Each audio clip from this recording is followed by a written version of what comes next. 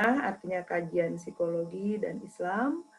Ya, nanti kita akan di setiap positif class, materi positif class, tujuan yang ingin saya bagikan kepada para peserta positif class ya, itu adalah bagaimana nanti kita semua bisa menemukan dahsyatnya keajaiban Islam itu di ilmu psikologi gitu ya. Karena ilmu psikologi itu kan ilmu yang sebetulnya semua manusia sejatinya perlu belajar ya, karena ilmu tentang perilaku manusia. Di dalamnya ada banyak cabangnya, salah satunya juga adalah psikologi keluarga, tentang pasutri dan parenting. Dan ternyata ya Islam, Quran dan hadis itu lebih sempurna dalam menjelaskannya. Pertama kita akan memahami tentang apa sih makna cinta ya. Cinta yang akan saya bahas adalah yang pertama tentang kajian di dalam versi kajian psikologinya dalam konsep psikologi. Jadi ini juga lumayan sering ya saya bahas tentang cinta. Kalau di materi-materi sebelumnya, positif class yang reguler juga ada yang saya masukkan tentang ini. Jadi kalau saya bahas cinta itu kan salah satu bentuk emosi ya. Seperti sama dengan marah. Emosi itu kan ada marah, ada sedih, ada gembira, ada bahagia, ada apa namanya, ragu, ada takut, ada cemas. Nah, cinta itu bentuk emosi ya, salah satu bentuk emosi ya, di mana yang namanya emosi itu bisa diciptakan, yang namanya emosi itu bisa dihilangkan, yang namanya emosi itu bisa ditingkatkan, bisa perbesar ya, bisa diperkecil ya, bisa dikurangi, bisa menjadi lemah dan bisa dikuatkan gitu. Nah, itu definisi cinta. Nah, cinta ini adalah suatu anugerah ya dari Allah Subhanahu wa taala untuk manusia supaya manusia merasakan kebahagiaan, dan ini termasuk kebutuhan dasar manusia. Karena manusia tanpa cinta ya biasanya tidak banyak untuk bisa termotivasi dalam menjalankan kehidupan sehari-harinya. Nah, definisi cinta ya itu suatu bentuk emosi, tapi ada satu tokoh psikologi barat ya dari Amerika namanya Sternberg yang dia menjelaskan lebih detail lagi tentang definisi cinta ya. Jadi cinta itu bentuk emosi yang di dalamnya ada 3 komponen ya. 3 komponen itu yang pertama adalah intimasi, keintiman ya, kedua gairah ya, kemudian komitmen yang ketiga. Nah, ini ya. Teorinya adalah triangular theory of love ya, segitiga cinta. Jadi dia punya segitiga, nanti saya tunjukkan segitiga cinta ya, yang ujung-ujungnya segitiganya itu ada yang utama ada 3 hal dalam cinta, yaitu yang pertama keintiman, yang kedua ada gairah, passion, kemudian yang ketiga ada komitmen. Nah, itu isinya cinta menurut beliau. Nah, ini sebetulnya teori cinta ini ada banyak dibahas oleh beberapa tokoh. Cuman saya memilih tokoh ini karena yang paling terkenal, yang paling banyak diakui juga tentang teori cintanya. Dan ketika kita mempelajari tentang teori cintanya beliau, kita jadi bisa merefleksi diri gitu tentang kondisi rumah tangga kita, tentang kondisi bagaimana cinta kita kepada pasangan, gitu ya.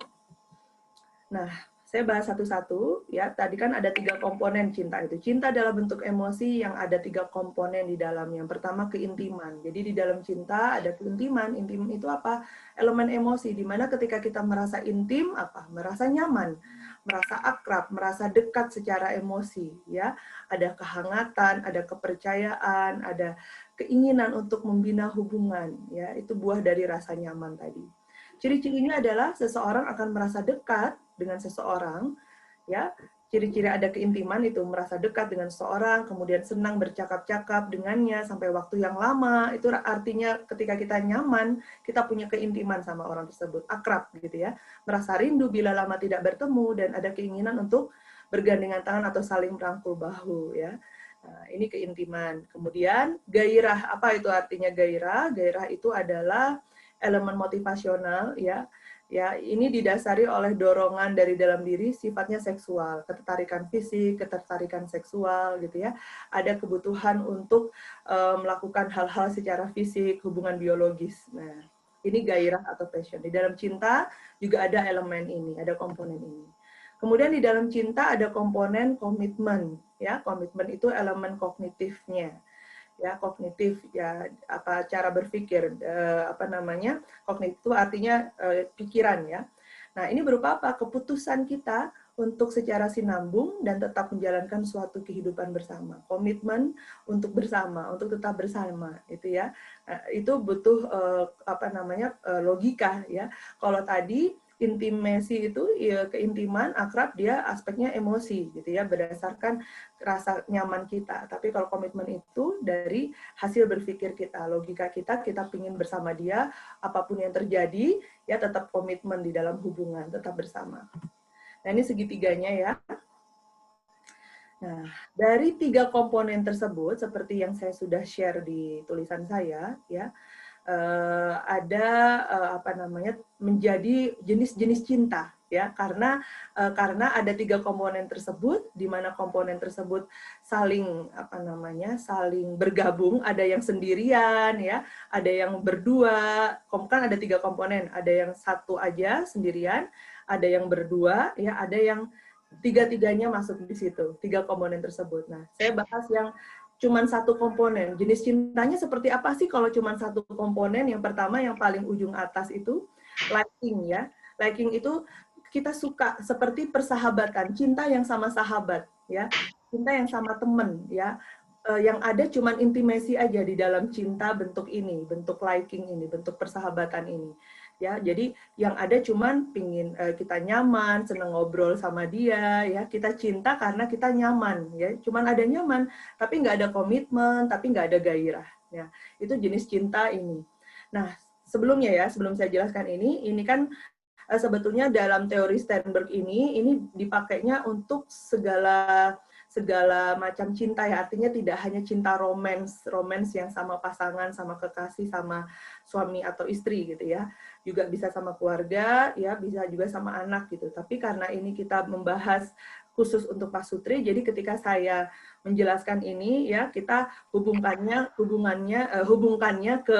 ke romantis, ya, ke apa namanya, cinta romans antara laki-laki dan perempuan, ya, kita suami dan istri dalam rumah tangga, ya. Jadi ada jenis hubungan sama pasangan, ya, sama suami kita, ya, itu yang modelnya kayak sahabat aja gitu ya, sahabat tapi tidak ada gairah, nggak ada gitu ya, kemudian komitmennya nggak ada. Nah, ini biasanya sih bukan di rumah tangga ya kalau kayak gini ya, karena nggak ada komitmen kan, karena nggak ada komitmen. Ya, ini sama sahabat. Kemudian yang cuma terdiri dari satu komponen, ada empty love, ya. Empty love ini cuma ada komitmen aja. Nah, ini cinta yang kosong. Ya, dulunya cinta sebetulnya, tapi karena sudah berlangsung lama, biasanya dalam rumah tangga yang lama gitu ya, yang sudah mungkin perkawinan emas gitu ya, itu, atau tidak juga di rumah tangga yang lama, biasanya rumah tangga yang ada masalah juga ya, ini yang ada cuma komitmen, ya, padahal sudah nggak nyaman lagi, sudah tidak ada keintiman, padahal sudah tidak ada gairah lagi gitu ya, yang ada cuma komitmen aja. Ya, pokoknya apapun yang terjadi kita nggak berpisah, kita tetap suami istri, ya, terserah kamu mau ngapain, ya, pokoknya kita tetap jadi suami istri, jangan sampai berpisah, ya, ada yang seperti itu. Kemudian yang dari satu komponen ada lagi infatuation, jenis cinta infatuation ini cinta yang cuma nafsu aja gitu ya, yang dia cuma passion aja, gairah aja, kebutuhan seksual aja yang ada gitu ya. Cinta yang nafsu gitu ya, jadi nggak ada komitmen, nggak ada keintiman, ya. Mohon maaf ya, ini mungkin orang-orang yang suka apa namanya beli perempuan gitu ya, suka nyewa perempuan gitu, ini dia masuk ke sini ya. Ya, dia cinta, tapi jenis cintanya tapi cuman passion gitu loh, cuma nafsu. Dan ini tanpa, kalau misalnya kita mempelajari ini, kita jadi bisa tahu ya, atau mengevaluasi sebetulnya kita berada di jenis cinta yang mana nih, atau pasangan kita ada di jenis cinta yang mana nih, gitu kan. Sehingga kita jadi lebih memahami apa yang terjadi dalam hubungan cinta antara kita dengan pasangan. Nah, kemudian itu tadi yang hanya ada satu komponen jenis cintanya ya. Liking, empty love, kemudian infatuation ya. Nah, kemudian yang terdiri dari 2 aja ya. Yang pertama adalah romantic love ya. Di romantic love itu biasanya terjadi sama orang-orang anak-anak muda gitu ya, di mana di dalamnya ada passion, ada gairah, dan ada keintiman, tapi belum ada komitmen, ya. Nggak berani untuk komitmen. Pokoknya aku nyaman, aku bergairah. Nah, ini hati-hati nih. Yang pacaran-pacaran biasanya romantic love, masuk ke romantic love, ya. Tapi belum berani untuk komitmen. Nah, itu ya. Nah, kemudian yang ada terdiri dari dua komponen berikutnya, ada namanya companionate ya, companionate love ya.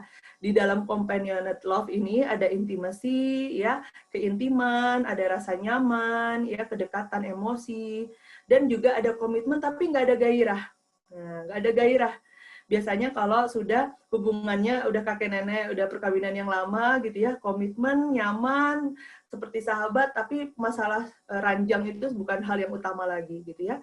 Mungkin dulu zaman pengantin baru atau di awal-awal perkawinan, biasanya mungkin seminggu sekali gitu ya, normalnya begitu, tapi menurut mereka sudah itu nggak penting lagi, yang penting kita bersama sampai tua, teman ngobrol gitu ya.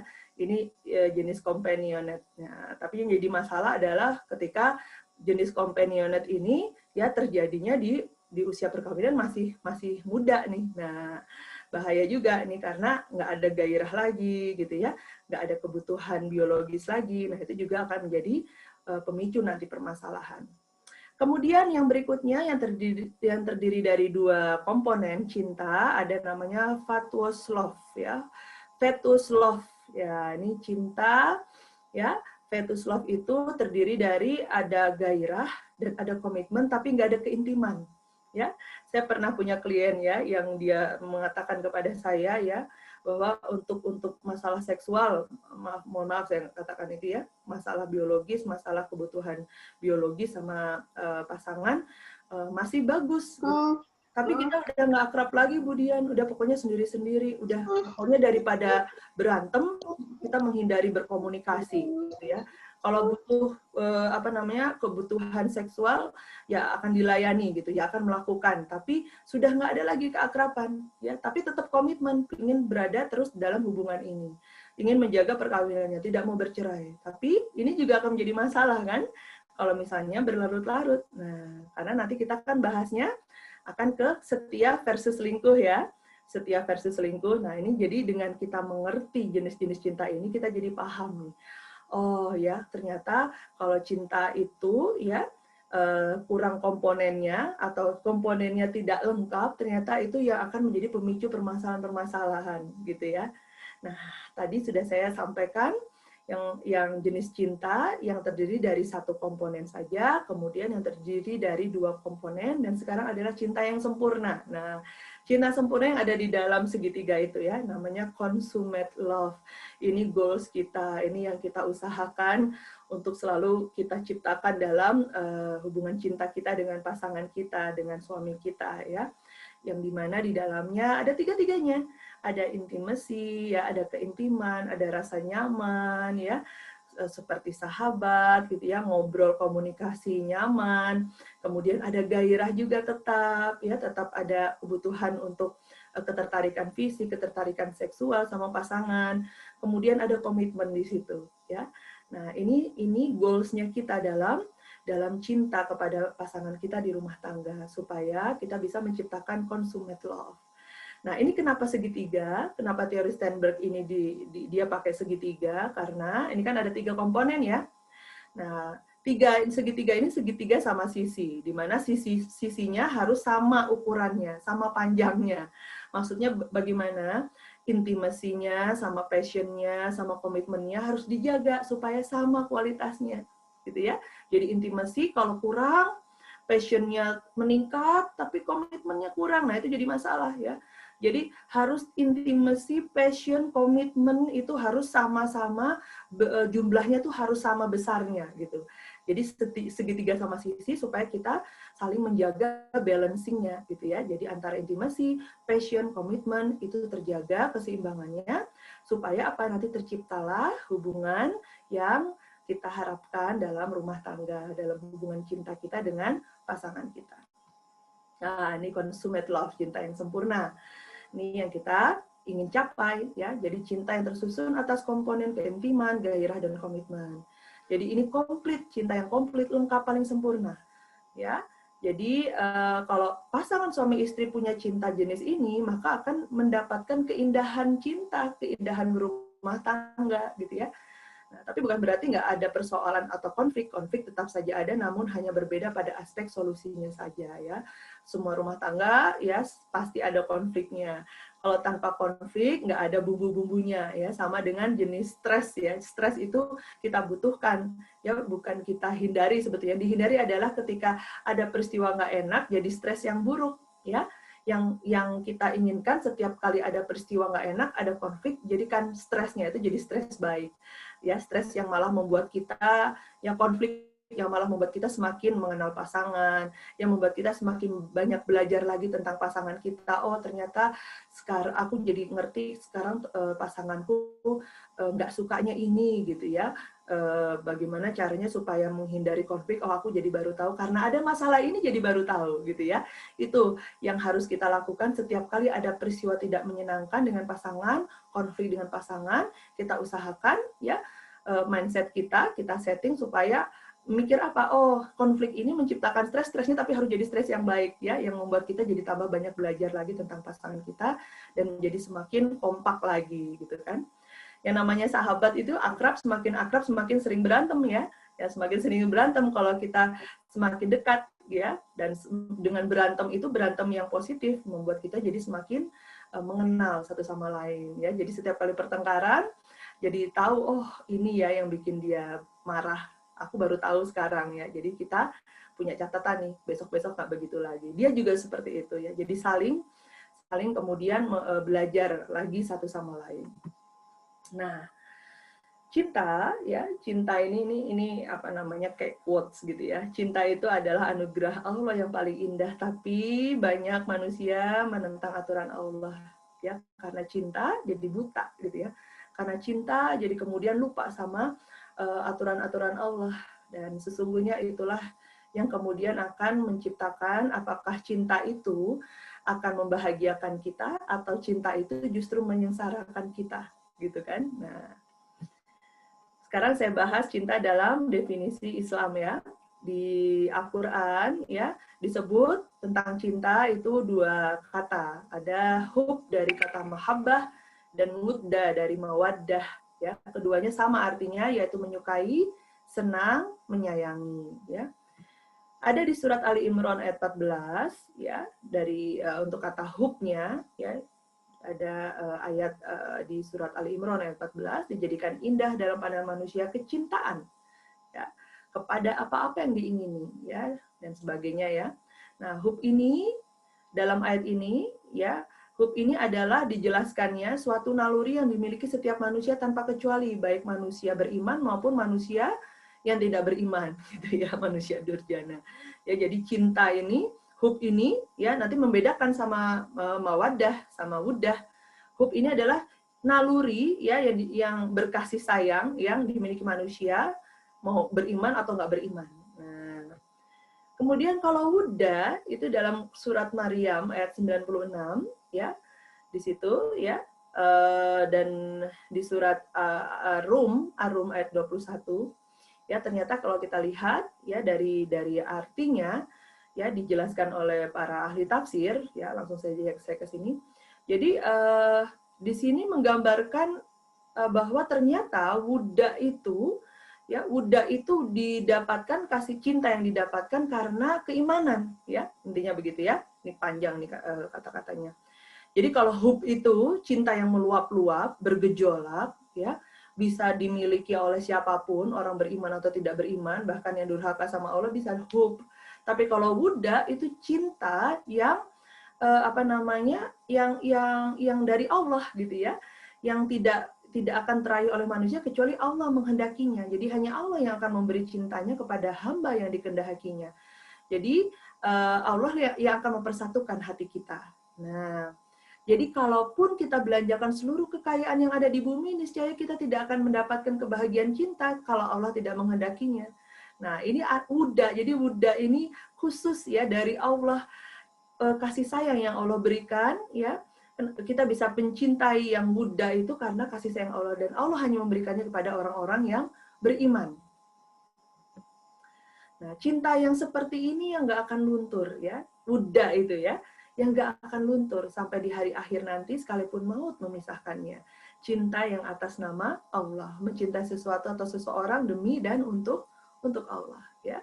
Kita lihat cintanya Rasulullah kepada istrinya Siti Khadijah, ya. Insyaallah. Nah, kalau dalam Islam itu ya, cinta ada dua, hub sama wuddah. Nah, yang akan menjadi target kita adalah wuddah, ya. Cinta kasih sayang yang dirahmati Allah, ya, yang hanya Allah berikan kepada orang-orang yang beriman.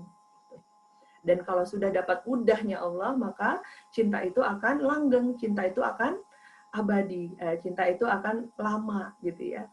Nah, jenis-jenis cinta, ini ada cinta palsu, ya, cinta bohong-bohongan, nanti dijelaskan apa ya, kenapa cinta palsunya. Dan ini kalau kita di bahasan Islam, ya, pasti ada hubungannya sama Allah, gitu ya, ada hubungannya sama Allah. Cinta palsu, kemudian cinta semu, ya, cinta yang benar, tapi batasnya hanya sekedar dunia, ya. Kalau cinta palsu itu cinta yang nggak ada Allah di situ, gitu ya.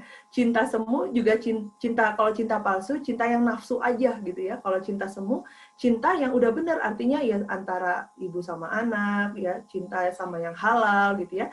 Tapi cuma sekedar untuk dunia, ya, nggak ada Allah juga di situ. Itu cinta semu. Nah, cinta yang hakiki ini adalah cinta yang benar dan sejati, tidak sebatas dunia, tapi tembus ke akhirat. Ya.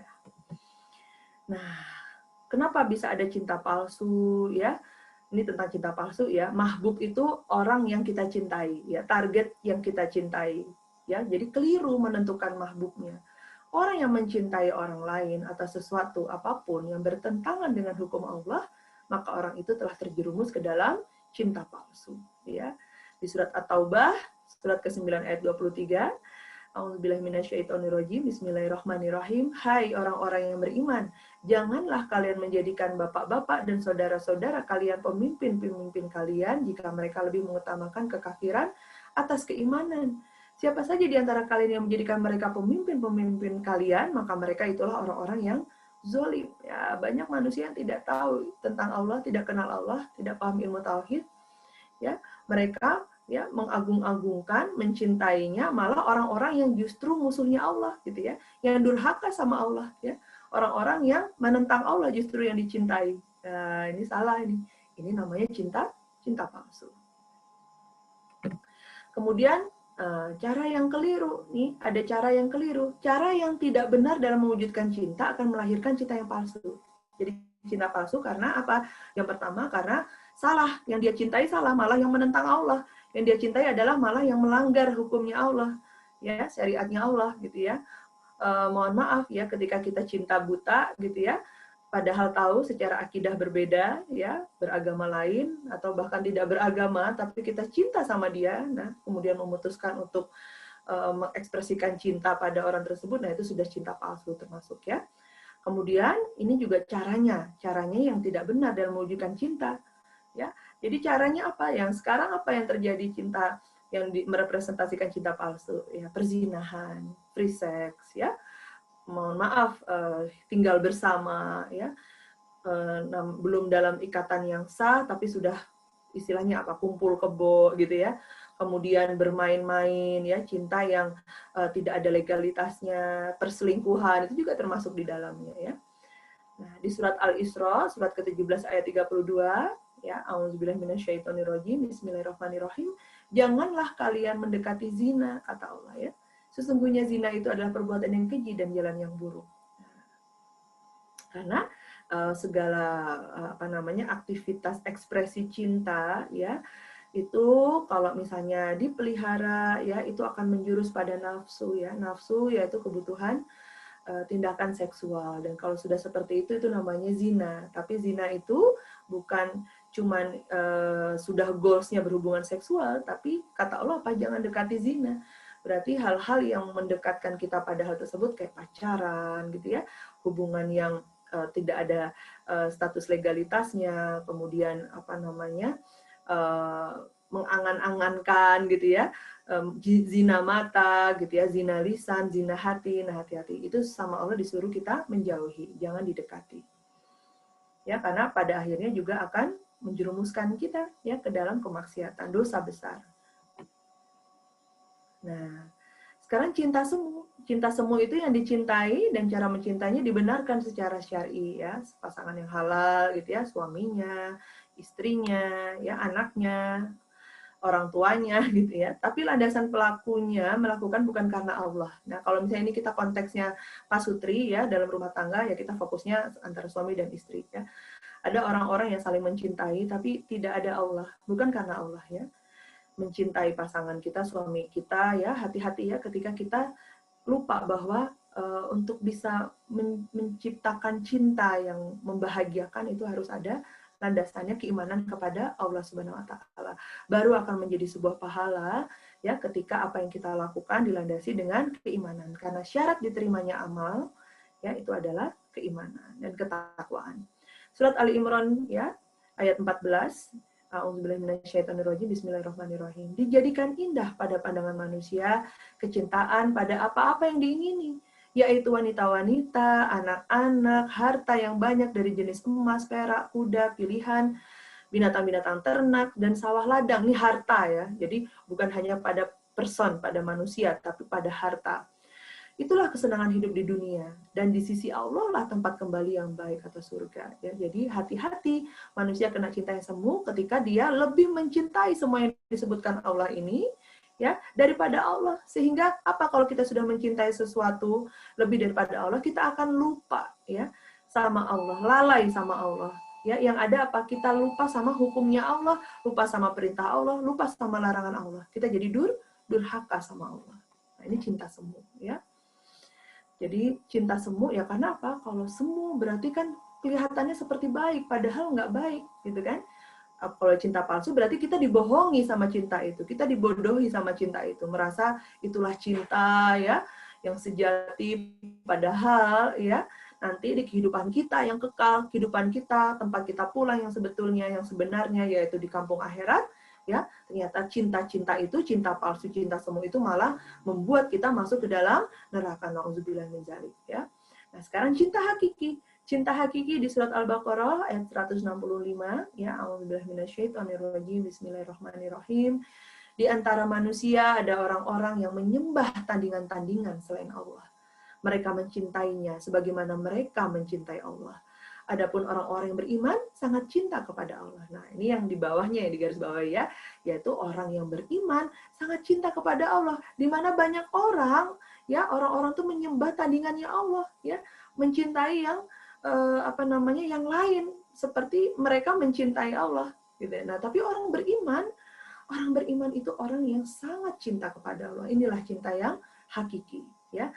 Karena apa? Karena Allah mencintai orang-orang bertakwa, para pelaku kebajikan, para penyabar, orang-orang yang tawakal, para penegak keadilan, orang-orang yang menyucikan diri, dan para pejuang Islam yang kokoh membentuk satu bangunan. Ya.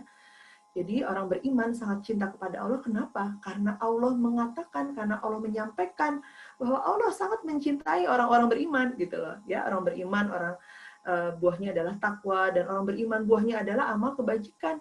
Akhlak yang baik, perbuatan-perbuatan yang baik. Nah, di Quran ini ya tadi hubungannya sama orang yang beriman itu yang paling cinta sama Allah, ya. Jadi di Al-Quran itu kata iman itu kan seringkali dirangkai dengan kata-kata tertentu yang menjadi corak atau sifat dari yang diimaninya, ya. Seperti kata jibti, kebatinan atau idealisme, tauhid, ya, realita atau naturalisme, ini batil, kafir, ini yang jelek-jelek ya. Jadi keimanan tuh digabungkan karena untuk apa? Membedakan gitu ya. Orang yang beriman sama yang jelek-jelek itu. Tapi kalau misalnya kata-kata iman di dalam Al-Qur'an itu tidak dirangkai dengan sesuatu, dengan kata-kata lain, itu berarti menunjukkan maknanya positif. Ketika Allah cuma mengatakan orang-orang beriman, tapi tidak ada kata-kata yang terjalin dengan kata iman itu. Nah, kata iman dalam Al-Quran itu disifati dengan asyaddu hubban lillah, sangat cinta Allah. Ya, jadi orang beriman kepada Allah, ketika Allah bilang orang beriman, hai orang-orang beriman, ya kan ada ya, hai orang-orang yang beriman, terus ada lanjutan kalimatnya di Al-Quran ya. Itu artinya apa? Seperti Allah sedang mengatakan gini, hai orang-orang yang sangat cinta kepada Allah. gitu ya. Hai orang-orang yang cintanya kepada Allah sejati, hai orang-orang yang sangat mencintai Allah dan dicintai Allah, gitu ya, Masya Allah ya. Jadi ketika di Al-Quran Allah menyebut kata beriman, iman, tapi tidak disandarkan pada kalimat lagi, kata-kata berikutnya, itu berarti artinya positif dan artinya adalah sangat cinta Allah. Nah, tadi ya kita sudah belajar ya, cinta palsu, cinta semu, cinta hakiki ya, dalam kajian Islam ya. Nah, ini mungkin buat refleksi aja ya. Kita bahas tentang cinta yang fana ya. Yang apa namanya? Kalau ada quotes tadi yang di awal ya, quotes yang di awal. Tadi saya skip. Maaf ya. Nah, ini dari George Sand ya. Ngomong saya nggak tahu juga dia siapa ya. Cuman ini yang dalam frame-nya manusia manusia reguler ya, manusia standar gitu ya. There is only one happiness in this life, to love and be loved gitu ya. Bahwa hanya ada satu kebahagiaan di dalam kehidupan, yaitu untuk mencintai dan untuk dicintai. Ini nggak ada salahnya gitu ya. Tapi ini frame-nya kalau misalnya orang yang orang-orang umum, orang awam ya, kepada manusia gitu ya. Padahal kita nggak akan mungkin bisa meraih kebahagiaan karena mencintai dan dicintai kalau itu tidak dibungkus dengan keimanan, tidak dibungkus dengan cinta kepada Allah Subhanahu Wa Taala. Insya Allah. Saya balik lagi. Cinta yang fana ini ya, yang biasanya menjerumuskan, yaitu cinta palsu, cinta yang semu yang tadi saya sampaikan. Cinta itu indah, namun kehilangan yang membuatnya sakit, gitu kan? Nah, ini tidak akan terjadi ketika cinta itu kita bungkus dengan keimanan. Ini tidak akan terjadi kalau cinta itu adalah didasarkan pada mencintai Allah, gitu ya. Seorang ulama ditanya, bagaimana seseorang bisa ditimpa ishq? Ishq itu mabuk asmara dan cinta buta. Ya, beliau menjawab, hatinya lalai dari berzikir kepada Allah. Lalu Allah menimpakan bala berupa pahitnya menghamba kepada selainnya. Ya, jadi orang-orang yang menderita karena cinta, ya, orang-orang yang nestapa karena cinta, hati-hati ya, bisa jadi cintanya cinta palsu dan cinta semu. Cinta yang tidak dibungkus oleh cinta kepada Allah dan tidak dibungkus dengan keimanan, maka cinta itu akan menjadi penderitaan buat dia. Ya, seperti apa kisahnya Laila Majnun ya? Ini sangat populer sekali nih kisah Laila Majnun ya, di mana Laila ini perempuannya, Majnun itu laki-lakinya. Majnun begitu mencintai Laila ya, sampai apa? Sampai menciumin temboknya ya, karena mereka cintanya yang tidak bisa bersatu gitu ya. Jadi Majnun itu dikatakan Majnun artinya gila ya, gila karena cinta. Namanya sebenarnya bukan Majnun ya. Sampai-sampai karena saking mencintai Laila ya, dia bilang nih, aku berlalu di rumah Laila, aku menciumi temboknya dan berulang kali aku menciumnya, sesungguhnya aku tidak suka mencium tembok itu. Akan tetapi yang kusuka adalah penghuni di balik tembok itu, gitu ya. Nah, ini kita jangan sampai ya, jangan sampai juga anak cucu kita jadi seperti Majnun ya, mencintai manusia sampai sebegininya gitu ya, sampai gila. Saya pernah baca itu bukunya Laila Majnun ya. Aduh, itu rusak sekali itu ya. Jangan sampai kena cinta yang seperti itu. Ya, sampai akhirnya meninggal kan Majnunnya ya, meninggal karena cinta. Nah, sekarang kita bahas tentang selingkuh. Selingkuh itu ternyata masuk dalam dalam tema zina ya, berzina.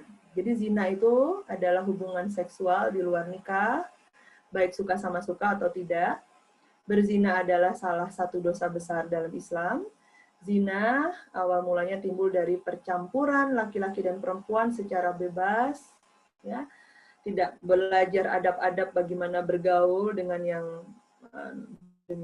lawan jenis, ya, tidak tahu hukum-hukum Allah bagaimana tentang menjaga diri, tentang aurat, gitu ya, tentang perintah dan larangan Allah terkait dengan interaksi dengan lawan jenis.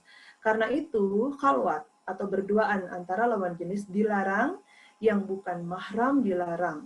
Ya, dalil-dalil larangan berzina yaitu surat Al-Isra surat ke-17 ayat 32. Ya, artinya ya tadi ya sudah saya sampaikan di slide sebelumnya, jangan mendekati zina. Zina itu sungguh suatu perbuatan keji dan suatu jalan yang buruk. Ada selain Al-Isra ada di surat An-Nur surat ke-24 ayat 2. Ya. Nah, jadi kalau kita bahas tentang selingkuh, ya itu sudah masuk pengertian zina. Ya, karena apa? Dalam perselingkuhan, termasuk pacaran, ya,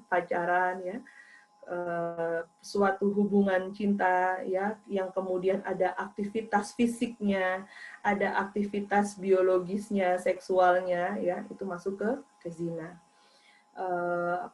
Dalam perselingkuhan.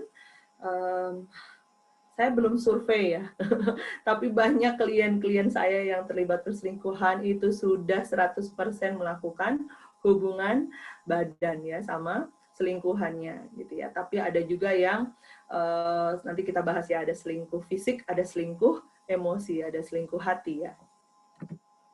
Nah ini ya, dari penelitiannya, selingkuh fisik atau selingkuh hati yang lebih sakit mana? Nah, ternyata para pakar berpendapat selingkuh secara emosi jauh lebih sakit dibanding selingkuh secara fisik. Nah, tapi ini bagi perempuan dan laki-laki beda ya. Selingkuh fisik itu selingkuh yang sudah ada aktivitas seksual gitu ya.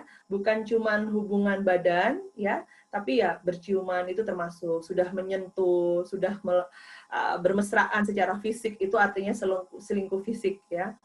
Nah, ada orang melakukan selingkuh fisik tapi tidak pakai cinta. Ya, biasanya apa? Yang jajan, gitu ya.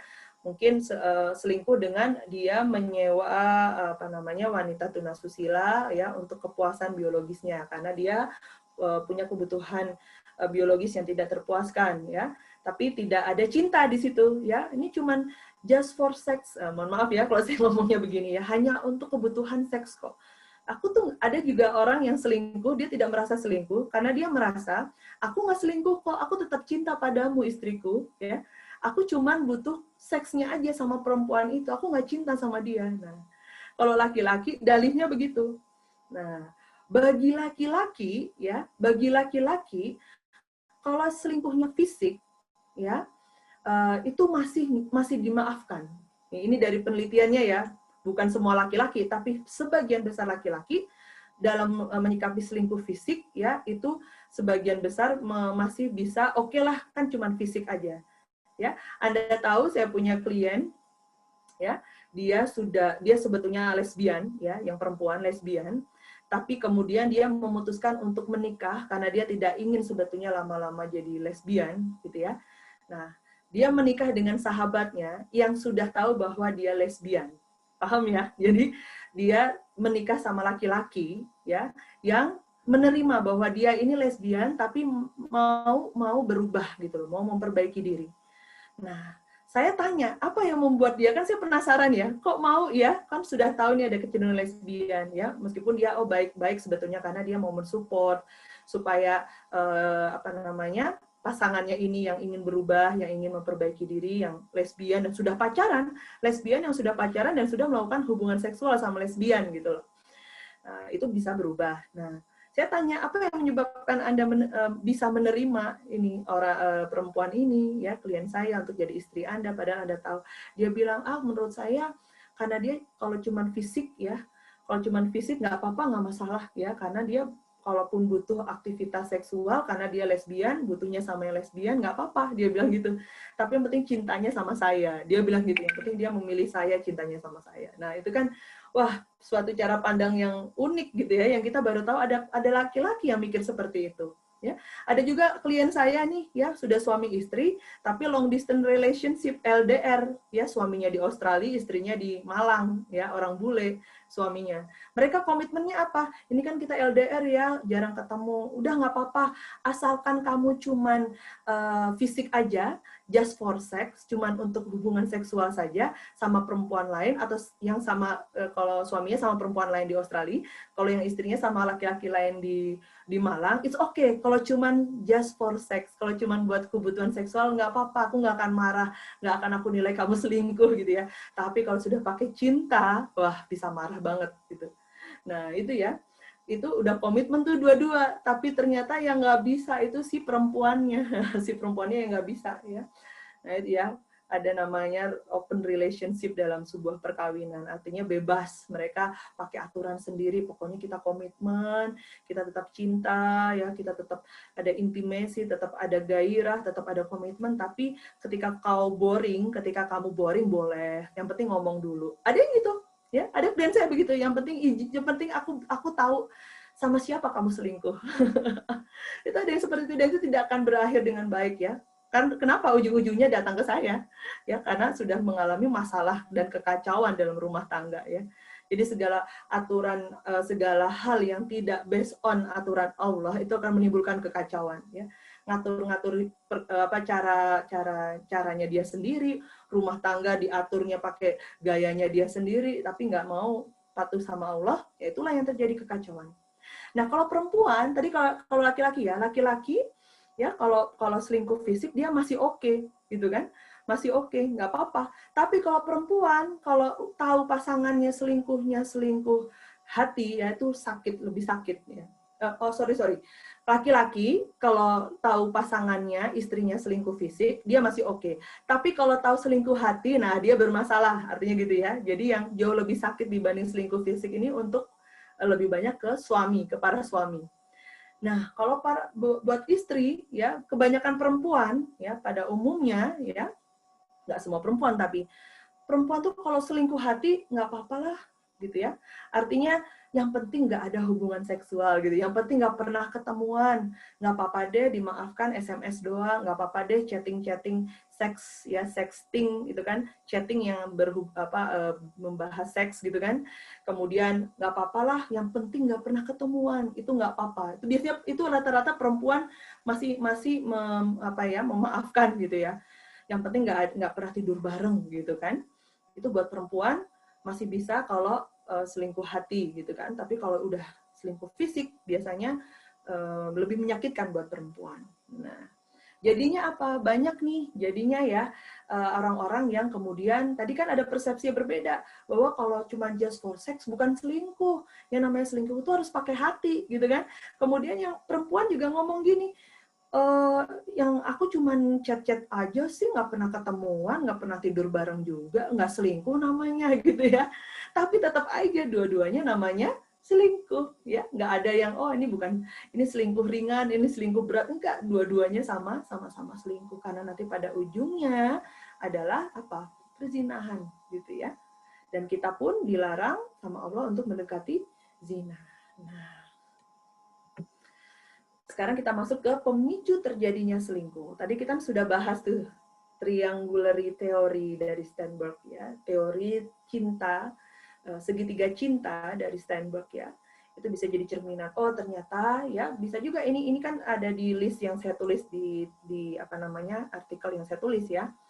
Sebetulnya kalau dari teorinya Steinberg itu kita bisa tahu, oh ketika intimacy, ya kenyamanan, kedekatan emosi itu terganggu atau ada yang kurang di situ, ya bermasalah di situ, itu pun jadi pemicu perselingkuhan. Ketika gairah atau passion, ya kebutuhan seksual, aktivitas seksual itu bermasalah, ya itu ada kekurangan di situ, itu pun bisa jadi pemicu terjadinya perselingkuhan. Yang ketiga, ketika komitmen sudah nggak dijaga, ya ketika sudah seenaknya sendiri, nggak nganggep aku ini istrinya, nggak nganggep aku ini suaminya, ya bawa perempuan ke rumah. Ada klien saya ya, anak broken home yang bilang ini bapak ibunya yang penting komitmen aja, tapi sembarangan bawa perempuan ke rumah.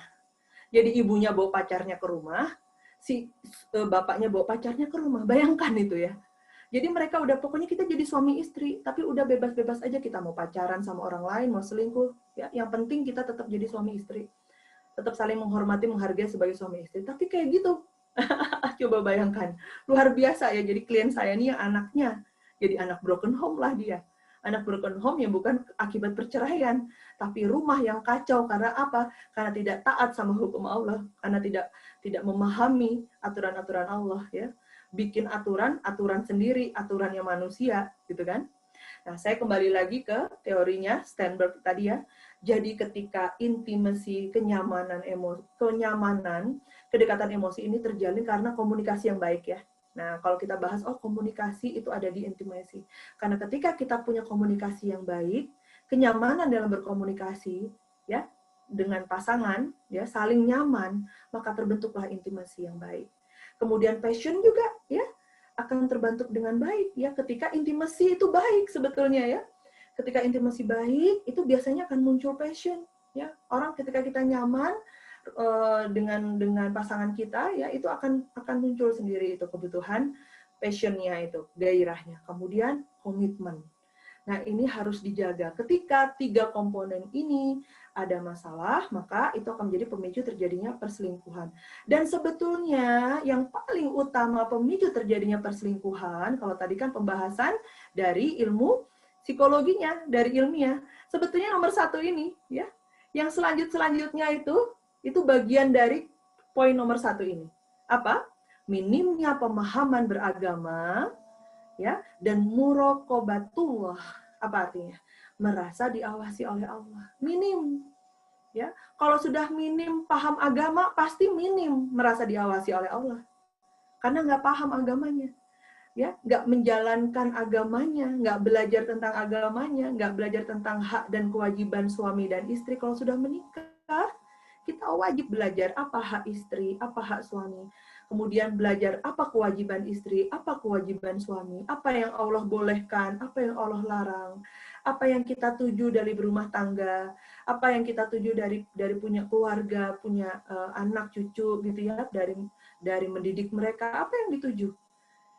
Anda tahu, ya, ini saya nggak usah jelaskan detail ya, pemicu terjadi selingkuh, karena Anda sudah baca, karena sudah di-share ya sama Bu Nizam di grup, ya.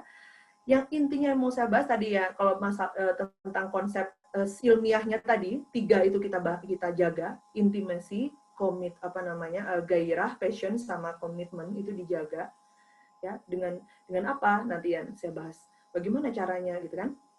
Nah, tapi kalau dalam agama, yang dimana ini adalah yang harus kita utamakan, ya, semua itu terjadi karena apa?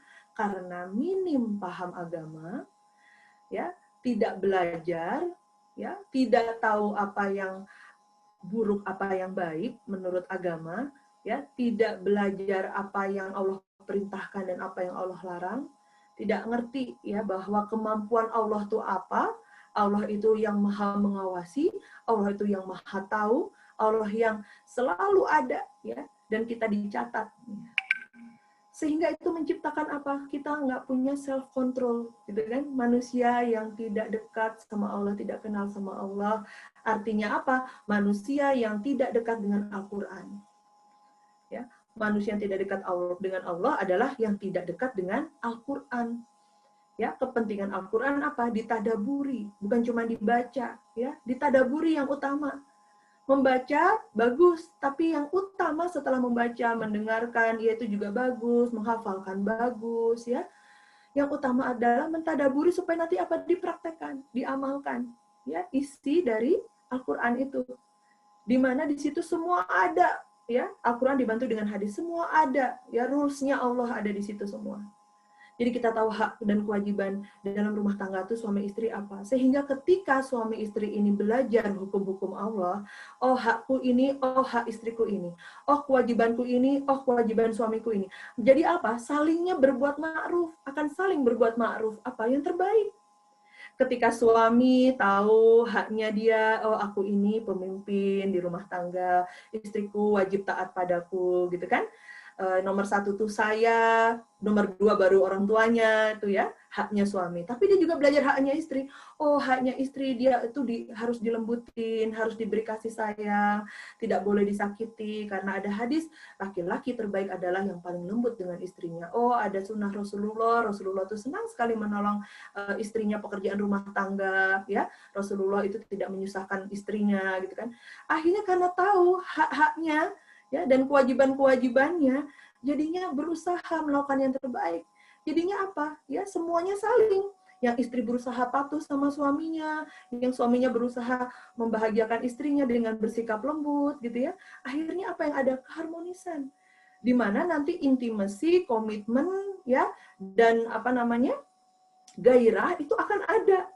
Ya, dan kita akan meraih apa? Kasih sayang yang diberikan Allah hanya kepada orang-orang yang beriman, yaitu apa tadi? Mawaddah, ya. Waddu tadi ya, bukan hub ya, tapi yang waddu. Itu yang akan membuat cinta itu akan bersemi ya, masih tetap romantis sampai dengan kakek nenek gitu ya, masih ada gairahnya, masih nyaman, merasa akrab sama suami adalah manusia favoritku, istriku adalah manusia favoritku gitu ya. Jadi sampai dengan tua masih kayak ABG gitu ya rasa cintanya. Nah, itu tidak akan terjadi kalau bukan Allah yang memberikannya, mengkaruniakannya. Jadi apa yang harus dilakukan? Nah, dekati Allah, ya, belajar ilmu agama, fikih munakahat, fikihnya orang suami istri, gitu ya. Nah, yang lain-lain ini sudah detail dari yang nomor 1, gitu ya, dibaca aja, ya, nggak usah saya jelaskan di sini, ya. Nah, ini ya. Tapi ada ya, ini ada kepribadian memang, ya, NPD namanya, kepribadian narsistik. Ya, narcissistic personal disorder atau NPD ini dia karena jadi perlu diterapi kalau ini ya. Jadi ini orang-orang yang dia susah komitmen ya. Biasanya ada trauma tentang kesetiaan, trauma tentang komitmen ya, dia takut ya sehingga dia sangat butuh untuk dicintai oleh banyak orang. Sangat butuh untuk merasa dia dibutuhkan, dia diagungkan, ya, dia dipentingkan, diistimewakan oleh banyak orang. Jadi nggak bisa kalau cuma sama satu orang. Jadinya dia akhirnya jatuhnya menjadi orang yang cenderung player. Apa tuh player? Kalau laki-laki playboy, kalau perempuan playgirl. Nah, ini ada kepribadian ini ya. Itu berarti harus diterapi ya. Diterapi dulu ya. Masa lalunya itu disembuhkan dulu gitu ya. Cara berpikirnya disembuhkan. Nah, ini juga ya mau saya bahas, ada dayuts nih ya. Dayuts itu suami yang tidak cemburu, suami yang tidak pecemburu ya. Itu yang saya sampaikan, ada suami yang nggak apa-apa lah, it's okay kalau cuman fisik aja, just for sex, kalau cuman buat kebutuhan seksual, asal kamu jangan jatuh cinta ya. Nah, itu termasuk suami yang dayuts. Kemudian suami yang membiarkan istrinya kemana-mana keluyuran ya. Saya ada klien saya ya, suaminya sangat sibuk sehingga nggak memperhatikan istrinya. Istrinya karena merasa nggak diperhatikan, jadi dia pergi kemana-mana, nongkrong di mana-mana, dan akhirnya selingkuh. Selingkuh karena dia marah sama suaminya, karena merasa nggak diperhatikan. Ya, nah itu. Ya, kemudian, ini juga ada trauma dan luka hati masa lalu, ya. Ini mirip dengan yang NPD ini, ya. Jadi ada orang yang dia nggak bisa komitmen intinya. Jadi dia nggak bisa komitmen. Oh, kalau ini karena dia ada masalah trauma ya dengan kedekatan hubungan dengan pasangan. Jadi dia nggak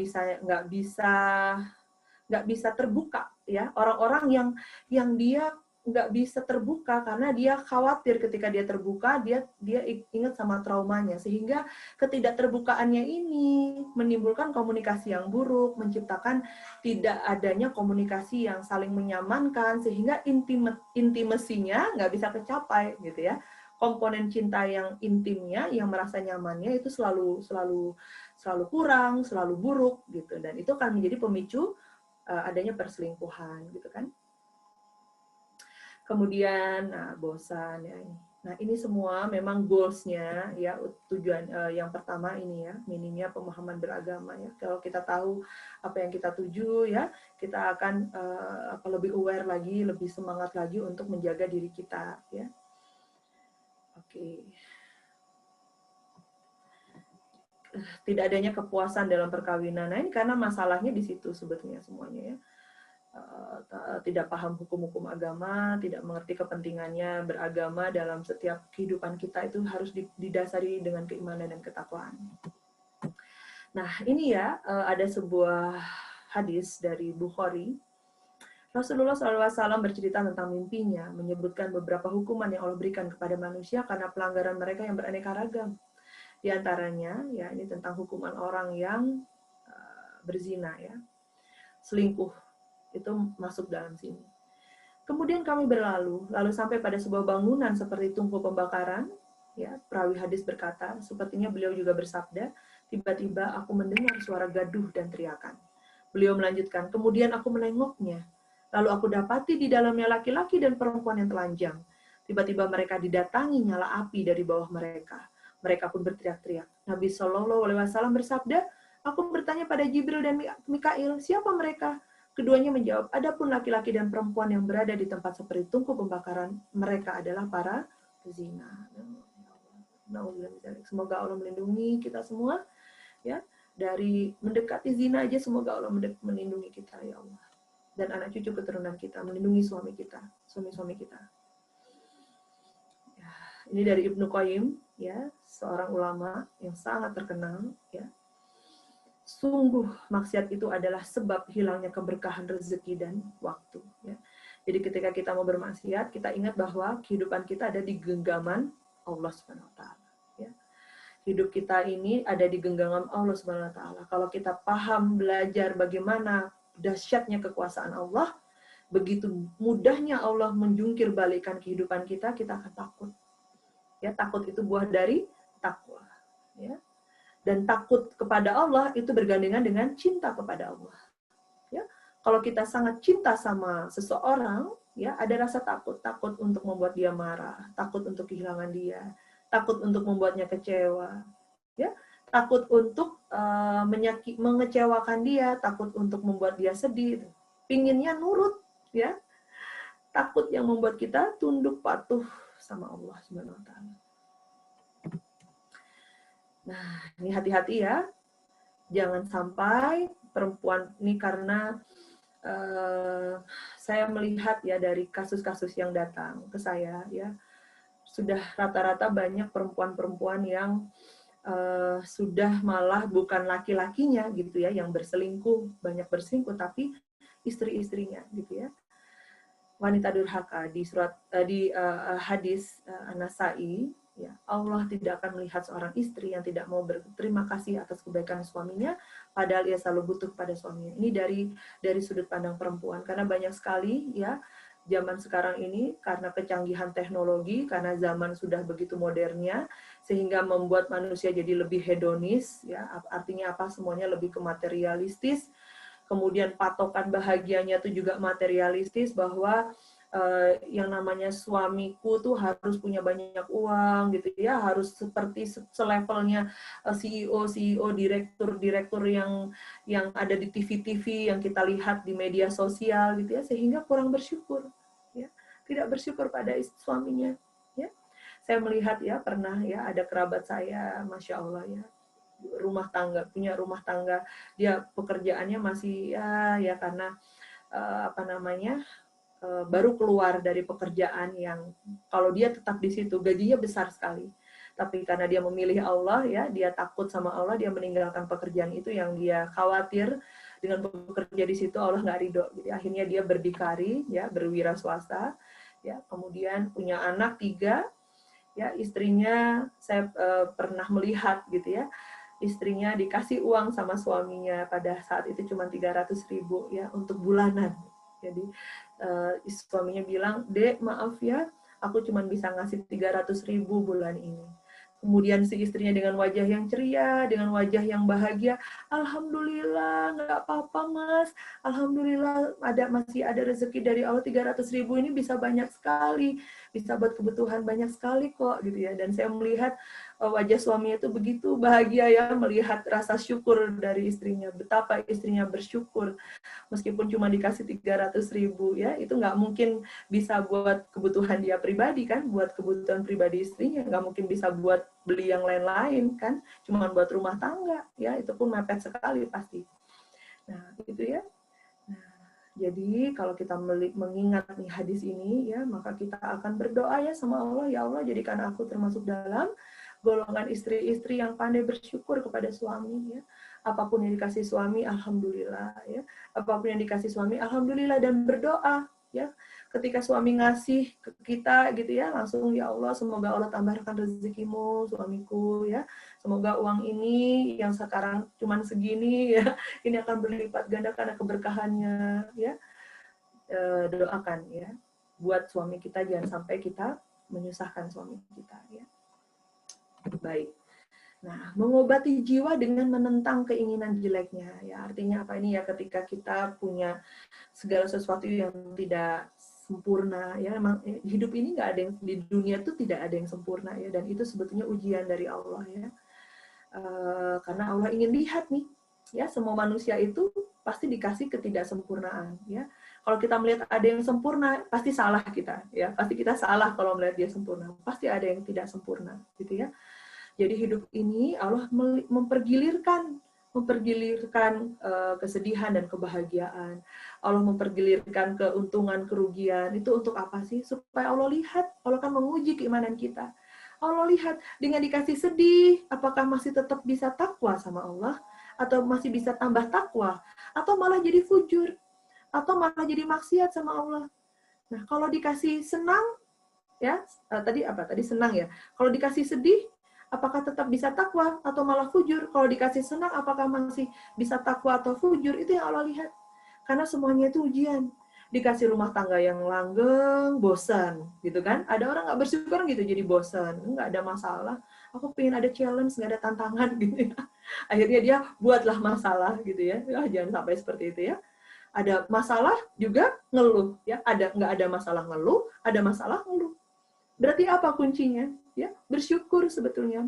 Bersyukur itu apa sih? Mengingat nikmat Allah. Ya, ini saya ada seseorang nih ya. Saya nggak usah sebutkan namanya ya. Ya, setelah kajian saya waktu itu tentang Pak Sutri juga, beliau WA saya, "Budian, saya mau curhat. Saya tuh udah ilfil sama suami saya, gitu ya. Suami saya tuh Budian nggak bisa dibangunin sholat subuh, ya. Jangankan sholat subuh, tahajud aja ya, padahal saya tuh merindukan bisa bangun malam sama suami saya, kan saya tahu keberkahannya sholat subuh, makanya rezeki suami saya seret dan lain-lain." Jadi gitu ya, ngomongnya gitu terus saya stop gitu ya. "Ibu, ya itu mungkin kelemahan suami ibu, tapi suami ibu sholat subuh nggak?" "Iya, Budian sholat subuh, tapi sudah mepet, sudah sudah langitnya tuh sudah biru gitu ya, sudah nggak bisa ke masjid, artinya gitu, nggak bisa sholat subuh di masjid." Nah, padahal kan buat laki-laki harus gitu ya. Nah, saya bilang itu kelemahan suami Anda, kekurangan suami Anda. Ya berdoa saja semoga Allah ya jadikan membuat suami Anda nanti bisa pelan-pelan belajar, bisa lebih bangun pagi lagi, lebih pagi lagi.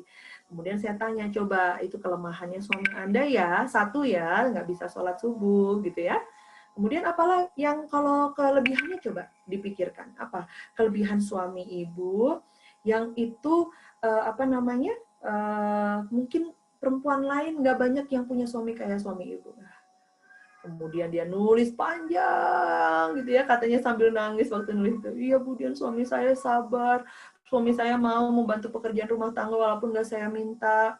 Suami saya mau nemenin anak saya belajar. Suami saya semuanya." Nah, kan akhirnya apa? Ketika kita mempush diri kita ya, dengan hal yang jelek itu kita perangi dengan mempush diri kita dengan yang baik-baik. Jadi yang jelek itu harus diperangi dengan yang baik gitu loh. Pikiran jelek itu untuk bisa hilang harus ditimpuk, harus ditimpa, ya harus diserang sama pikiran yang baik. Ya, jadi manusia ini mujahadahnya itu ya. Karena kalau kita nggak mujahadah itu apa? Berjuang, nggak bergerak. Berjuang kan namanya bergerak, aktif gitu ya. Kita diam aja, nggak aktif, maka yang ada adalah apa? Kita akan diliputi kejelekan-kejelekan. Ya, orang yang depresi itu orang yang mengalami banyak peristiwa buruk.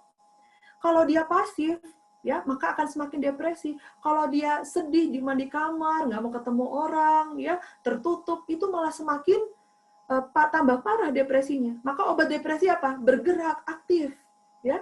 Manusia itu semakin cerdas, otaknya akan semakin terasah ketika dia bergerak, banyak bergerak, aktif, ya. Maka akan muncul energi positif, otaknya akan mudah untuk berpikir yang positif. Nah, ini mengobati jiwa dengan menentang keinginan jeleknya itu adalah PR kita semua, ya.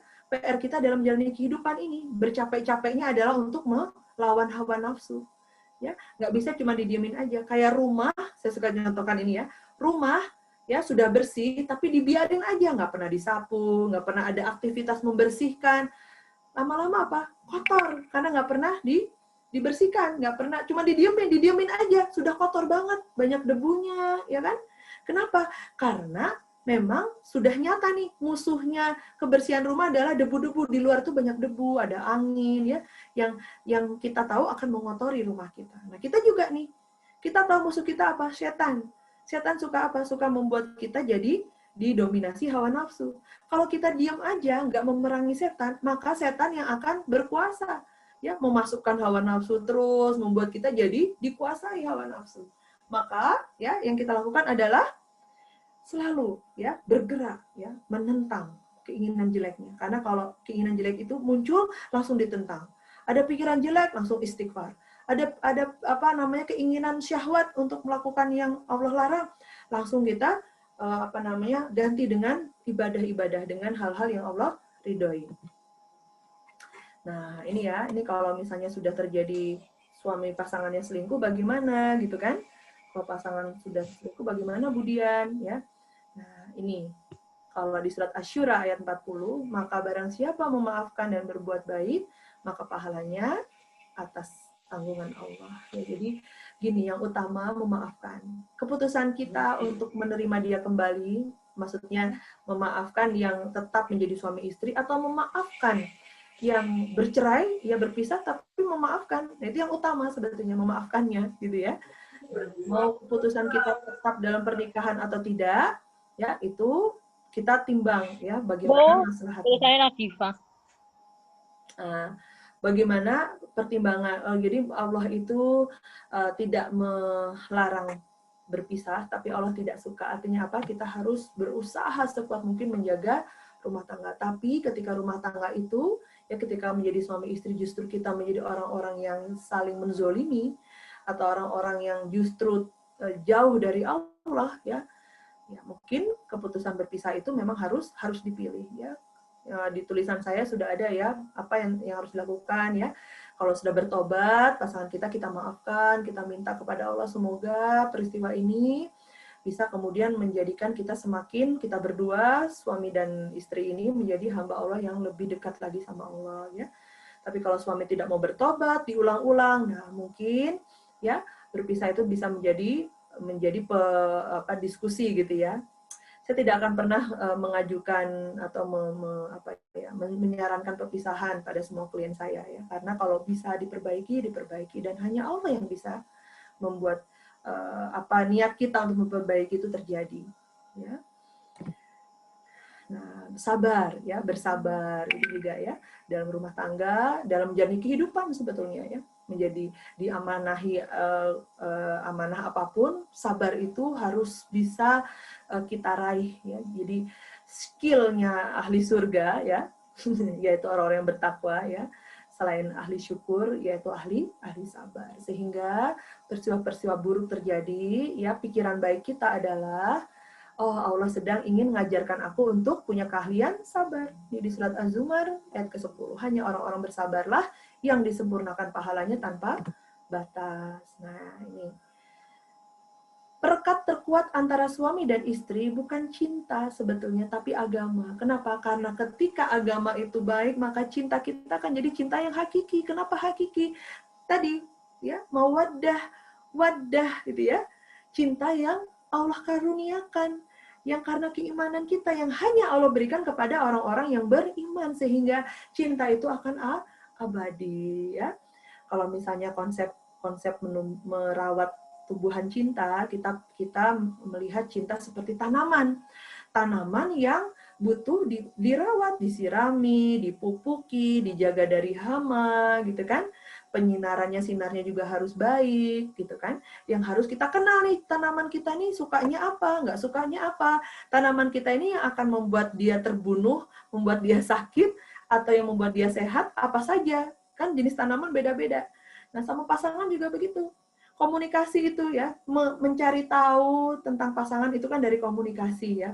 Kita kalau sama tanaman, komunikasinya apa? Kita baca buku tentang tanaman, ya. Oh, bunga mawar ini begini, bunga melati ini gini, nggak boleh gini, yang dibolehin apa, supaya bunganya, tanamannya, tumbuhnya baik terus. Nah, sama pasangan juga begitu, ya. ini pasanganku sukanya apa ya, kebutuhannya apa saja ya, yang dia nggak sukai, yang dia sukai, saling gitu.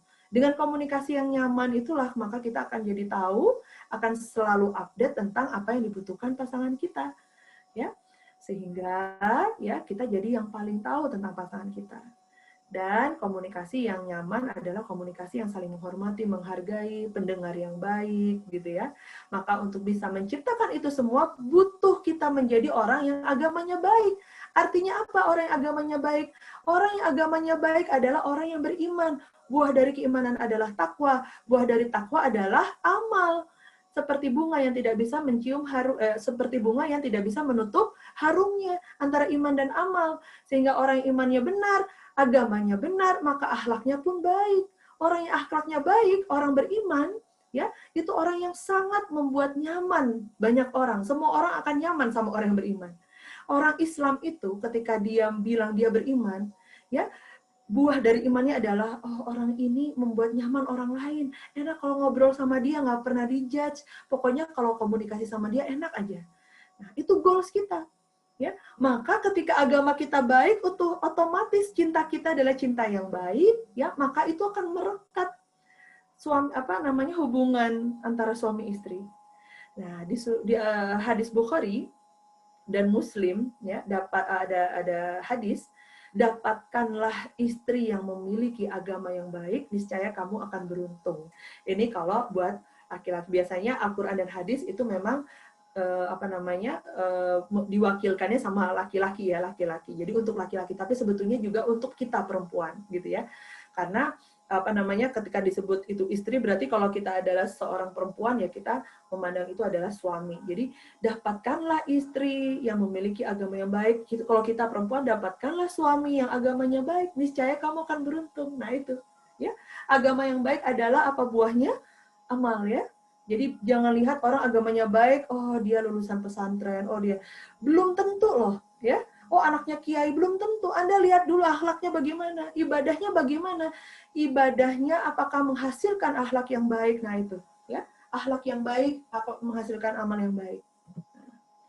Wajah yang cantik akan menua, tubuh yang indah akan berubah, tetapi wanita yang baik dan soleha akan senantiasa baik dan soleha. Maka Anda ya nggak usah repot-repot, kita sebagai perempuan nggak apa-apa sih mempercantik diri ya, itu sunnah nggak apa-apa. Tapi jangan jadikan itu nomor satu tujuan Anda dalam membuat suami semakin sayang sama Anda. Nomor satu adalah perbaiki kesolehan kita gitu ya, perbaiki agama kita. Nomor satu itu ya. Ketika agamanya baik itu ada nur ya, wajahnya ada nur, ada cahaya dan kelihatan menarik abadi ya. Kenapa? Karena orang yang beriman, yang agamanya baik, yang bertakwa, dia akan hatinya tentram, tenang. Orang kalau hatinya tenang dan tentram, psikologisnya sehat. Kalau psikologisnya sehat, pasti kulitnya bagus ya, pasti kesehatan tubuhnya baik. Nah, yang kita tuju adalah menjadi soleha, supaya cantiknya abadi. Nah, kebahagiaan hati yang sempurna dengan kalimat tauhid. Ibnu Taimiyah rahimahullah berkata, hati tidak akan merasakan kebahagiaan dan kelezatan yang sempurna kecuali dengan mencintai Allah dan mendekatkan diri kepadanya. Cinta kepada Allah tidak mungkin tumbuh dalam hati kecuali dengan berpaling dari segala sesuatu yang dicintai selain Allah. Inilah realisasi dari kalimat la ilaha illallah ya. Nah, jadi cinta yang sejati adalah cinta yang dilandasi oleh cinta kepada Allah ya. Tentang cinta pada dunia akan pergi. Cinta pada manusia akan mati. Cintalah pada Allah karena dialah yang kekal abadi. Ya, ini sudah kita bahas ya, manusia itu fana, terbatas, sangat lemah, dan Allah adalah kekal, tanpa batas, dan sangat kuat. Dari Imam Syafi'i, ketika hatimu terlalu berharap kepada seseorang, maka Allah timpakan ke atas kamu pedihnya sebuah pengharapan, supaya kamu mengetahui bahwa Allah sangat mencemburui hati yang berharap selain Dia. Maka Allah menghalangimu dari perkara tersebut agar kamu kembali berharap kepadanya. Nah, kalau kita patah hati, kalau kita sedih karena cinta, hati-hati, mungkin Allah sedang negur, hei, kamu sering lupa sama cintaku, ya. Kamu mencintai mereka lebih daripada aku. Sekarang aku buat kamu sedih karena mencintai yang selain aku. Gitu ya. Supaya apa? Supaya kita ingat bahwa yang harusnya kita cintai utama adalah Allah. Sehingga segala yang kita cintai adalah karena Allah. Jadi aku, Allah, kamu. Ya, cinta segitiga antara aku, Allah, dan kamu.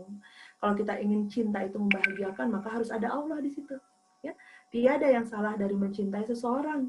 Bagian tersalah adalah ketika kamu tidak berharap kepadanya. Ya, Allah sang pemilik hati. Sesungguhnya hati berada di tangan Allah Azza wa Jalla. Jadi Allah membolak-balikan hati dari hadis Bukhari, ya, sehingga ya kita harus mencintai didasarkan pada cinta kita pada Allah. Di sini ada azan Bu Nizam. Tinggal sedikit lagi kok ya. Kita dengarkan azan dulu. Habis sholat ya, di tahiyatul akhir sebelum salam ya, disunahkan membaca ini ya, muqallibal qulub sabbit qalbi ala dini. Ya, kita berdoa kepada Allah yang Maha membolak-balikan hati agar Allah menetapkan hati kita itu pada agama ya. Nah, cinta sejati adalah cinta kita kepada Allah, cintanya Allah kepada hamba-hambanya ya. Allah sangat sayang kepada hambanya melebihi kasih sayang ibunya, ada hadisnya ya. Kemudian Ibnu Qayyim cinta pada Allah, Ibnu Qayyim menyatakan ulama cinta pada Allah sama seperti cahaya terang, tanpanya kamu bagaikan terombang-ambing di lautan kegelapan. Ya, di surat Asy-Syura ayat 30, apa saja musibah yang menimpa kamu maka adalah disebabkan oleh perbuatan tanganmu sendiri dan Allah maafkan sebagian besar dari kesalahan-kesalahanmu. Ya. Jadi ya Allah itu menciptakan peristiwa-peristiwa ya. Kalau ada yang buruk itu Allah izinkan terjadi ya. Itu ya adalah buah tangan kita. Itu bukan Allah karuniakan hal buruk ya. Hal buruk itu pasti karena kesalahan kita kata Allah dan Allah Maha memaafkan. Kasih sayang Allah ya dari Abu Hurairah dari Nabi SAW berkata, ia berkata, tatkala Allah menciptakan makhluknya, dia menulis dalam kitabnya, yang kitab itu terletak di sisinya di atas arsy. Sesungguhnya rahmatku lebih mengalahkan murkaku, kata Allah. Masya Allah. Ini tentang kenapa kita harus melandasi cinta kita ya kepada apapun yang ada di hidup ini adalah kepada Allah. Karena cinta sejati itu hanyalah cinta Allah kepada hambanya. Ya. Kemudian, sesungguhnya di hadis Muslim, sesungguhnya Allah Ta'ala membentangkan tangannya di malam hari untuk menerima taubat hambanya yang berdosa di siang hari. Dan Allah Ta'ala membentangkan tangannya di siang hari untuk menerima taubat hamba yang berdosa di malam hari sampai matahari terbit dari barat. Lantas apa yang menghalangimu bersimpuh, memohon ampunannya dan bertobat? Ya. Jadi begitu sayangnya Allah pada hamba-hambanya. Ini yang mau saya tunjukkan ya. Kenapa kita ya harus melandasi semua jenis cinta kita pada makhluk itu adalah dasarnya adalah mencintai Allah dulu. Luasnya rahmat Allah. Allah Ta'ala berfirman, jika hambaku ingin melakukan suatu keburukan, ya, maka janganlah kamu menulisnya atasnya sampai dia melakukan. Ini bilang kepada malaikat ya, dari hadis Bukhari. Ya. Jadi kalau hambanya Allah melakukan keburukan, jangan dulu ditulis. Ya, sama Allah disuruh malaikat jangan dulu nulis. Jika dia melakukannya, maka tulislah sepertinya. Jika dia meninggalkannya demi aku, maka tulislah ia sebagai suatu kebaikan untuknya. Masya Allah. Jika ingin melakukan kebaikan, lalu dia tidak melakukannya, maka tulislah ia sebagai kebaikan untuknya. Jika ia melakukannya, maka tulislah untuknya 10 kali lipat sampai 700. Masya Allah. Ya. Ibu-ibu yang dirahmati Allah, inilah makanya ya. Allah itu, jadi gini ya intinya hadis ini. Ya, ketika ada seorang hamba melakukan suatu keburukan, jangan dulu ditulis, kata Allah. Bilang ke malaikat pencatat. Baru kalau dia sudah melakukan, baru ditulis. Ditulis seperti itu. Ya. Tapi kalau dia meninggalkannya, nggak melakukannya, demi aku, kata Allah. Karena takut padaku, karena takwa padaku, karena cinta padaku, gitu ya. Maka ditulis sebagai suatu kebaikan. Padahal tadi niatnya melakukan keburukan. Tapi ditinggalkan karena Allah, maka ditulis pahala kebaikan. Jika ingin melakukan kebaikan, tapi tidak melakukannya, sama Allah disuruh ditulis sebagai kebaikan, padahal belum dilakukan. Tapi kalau dia niat melakukan, lalu melakukannya, ya niat tapi dilakukan. Tadi nggak dilakukan aja disuruh nulis, jadi pahala. Ini kalau sudah dilakukan, ditulis tapi pahalanya 10 kali lipat sampai 700. Masya Allah, itulah kasih sayang Allah kepada hambanya. Ya. Kita bahas sebentar aja nih ya, Ar-Rahman Ar-Rahim ya. Jadi bedanya Ar-Rahman Rahim. Rahmat Ar-Rahman itu ya, artinya yang maha pengasih terhadap seluruh makhluk. Ya, mau beriman atau yang durhaka, yang tidak beriman, semua makhluk dirahmati Allah. Tapi Ar-Rahim itu yang maha pengasih, itu cuma kepada kaum mukmin. Ya, apa? Berupa keimanan, berupa petunjuk hidayah Al-Qur'an, hadis, bisa memahami Al-Qur'an, memahami hadis, ada keimanan gitu. Itu rahimnya Allah hanya kepada orang mukmin. Ya, ampunan-ampunannya Allah ya. Tapi rahmatnya Allah apa?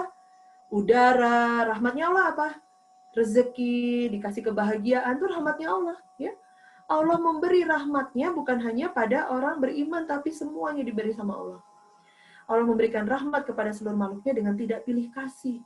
Dan tidak membedakan antara makhluk yang berakal atau tidak, beriman atau yang kafir. Yang membedakan hanya rahmat yang diberikan, seperti hidup, kesehatan, kekayaan, dan lain-lain. Ini. Ya. Nah, kasih sayang Allah, ya. Kata Rasulullah dari Abu Musa, Rasulullah SAW bersabda, tidak ada seorang pun yang lebih sabar mendengar ejekan daripada Allah Azza wa Jalla.